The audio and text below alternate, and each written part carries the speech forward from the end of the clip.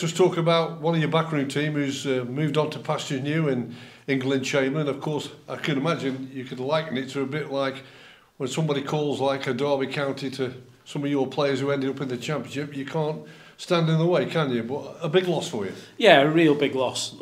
He's been brilliant to have around, Glyn. Got an excellent knowledge of football, managers, players, under 21 players. Got a vast connection out there in the football world. You know, I went to a few games with him, and it's just amazing how many people he does actually know and knows them by the name. But so it is a big loss, but you know, you can't deny someone going to Derby. They look like they're going to try and look to get up again with the finances, the backing they're going to get. So you know, we wish him really well.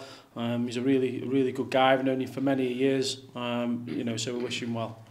Obviously, of course, it comes at a time when we're edging towards January, isn't it? You know, it's coming around pretty quickly. Does that cause you a few problems that you've lost somebody like Glyn, or you can still carry on with the way you were sort of preparing for January? Well, it doesn't help, does it? That's clear. It doesn't help. I'm sure Glyn would be willing to help us along the way, but obviously not disturb the job he's doing. I'm sure I can give him a phone call in terms of one or two players, but it certainly doesn't help. But we're all working hard behind the scenes, putting plans together, making phone calls, drawing up different avenues we might have to go down. But no, it'll be a big miss, and like I say, we've just got to crack on with it. Yeah, just moving on towards where January is, it does come around very quickly. Of course, you were involved in the first transfer window when Alex was in charge, and you were putting your names together as the group. Is that still the case? Is it still, you know, all hands to the pump to try and add to your squad? Yeah, it's constantly watching players, talking to people about players, getting information set through about players. And then there's obviously players. I know what type of player I want, what experiences they need to have had. So you know about them players, and then it's about finding out, are people going to be available? Are they going to be in our ballpark if we got some money to spend? So there's all that type of stuff. We know what type of players we want and what experiences we want them to have had, but we've also got to make different plans, different avenues if that doesn't quite come off. All the previous managers that have been here know exactly how this football club is run, and it never puts itself in danger of going financially wrong. But of course, you will still hope there's a bit of positivity from the people who are running the club that can support you in the window. Listen, we've got some conversations coming up. We've had some.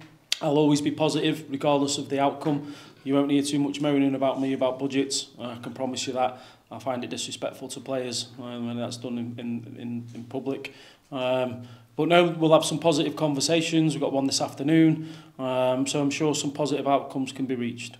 One player who's been away for the first part of the season is Conor O'Riordan, who's come in for some real good praise, and the way that he's gone about his role up in Scottish football. Has there been any more discussions? But it is getting close to where his sort of loan ends.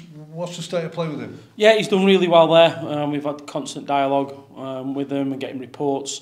They're delighted with how it's gone. We've come up with a plan, and we'll speak to his parent club moving forward in terms of where we see him going in January or staying with us, coming back. But it's been a brilliant loan. I compare it to Arthur's loan, totally out of his comfort zone. Can't think of a better loan a Crewe player's had in terms of getting the full package, certainly in the recent past. So we've got a plan, and obviously we'll let the supporters know that as soon as we finalise what's going on. Unfortunately, the weather has turned. As we all know, you didn't get a game at the weekend. Frustrating that for you, but I suppose the one thing that you've been able to do in this sort of fortnight as you head towards the weekend's game is talk to your players, work with your players, implement your own ideas that you want to get into them. Yeah, obviously it's not ideal having games off. We were desperate for the game to be on, but what it's given me time to reiterate what I expect from the players in training and constantly demand what I expect from them every day. So we've had extra days training, and it's given us all time to get up to speed, put some work through the legs of the players and introduce, just go over what we're expecting of them in the games. But mainly it's to give them constant reminders of what we expect, what I expect of them every day in training. the one big plus about this football club, it has got facilities, hasn't it? It's got facilities at Rees Eatham, where you've been working over the past few days at the soccer centre in Shavington.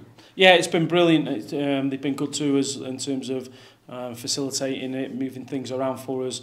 4G, top of the range facility. You know, the message to the players that players don't like being on 3G, 4G, I get it. But make some phone calls and see where your mates are training over these last 10 days. They won't be on good as a facility as that. So it's been really good. It means we've not missed any training. We've not had to do anything different in terms of not putting on football sessions. You know, so it's been a godsend.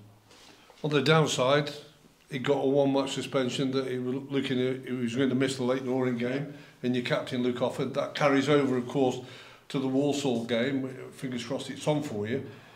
I suppose the one good thing is that you've got a fair lot of options in defensive to choose from. Fully stacked at centre half. Yeah, so we've got plenty of options. Again, it's about the players putting in good performances in training, showing good attitude, good body language throughout the training sessions to force the way into that position that's going to be open. Let's look at Walsall then. I've noticed outside the top two, Leyton Orient and Stevenage, they're the third best side in the defensive record. They've only conceded 17 goals. What are you expecting? Because you were doing all your homework on them. Are you expecting them to be a defensive side set up and hit you on the counter? Excuse me. They have players in specialist roles for what they play, and they're good at what they do without the football. They go slightly longer than traditional Walsall teams. Got plenty of pace and power in the team. But what they are is excellently set up in terms of their structure. The defenders know how to defend, got some good experience back there. So it's going to be a tough game, one that we want to try and dominate the football, but dominating the football and creating chances, you know, they've got to come hand in hand. Don't want to just keep the ball for the sake of it, because I think there might be opportunities within the game to do that. Yes, they'll start quick, they'll start fast, but we've got to be ready for that and take a foothold in the game.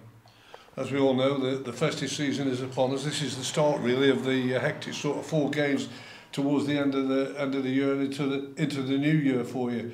Do you see it as a big point in the season that you know, could sort of focus where you're going in the second half of the season? Not particularly. I think the players enjoy it. The games coming. I think we want to run a games. Come in, you know, we want some Saturday, Tuesday, we want to work. It's all right constantly trying to improve and work, but you need to be able to put that in practice to see what it looks like in a proper game and then move it forward if things need adjusting. So we want the games, we're desperate for the games. We won't be using it as we could go this way, we could go either way. We just want the games, want them to come thick and fast. The players are enthusiastic for the games, and that's what we want. We want a continuation throughout the season, really, and it's going to happen. We're going to have a little blocks where it doesn't, but we want the Saturday, Tuesdays or whatever day it might come.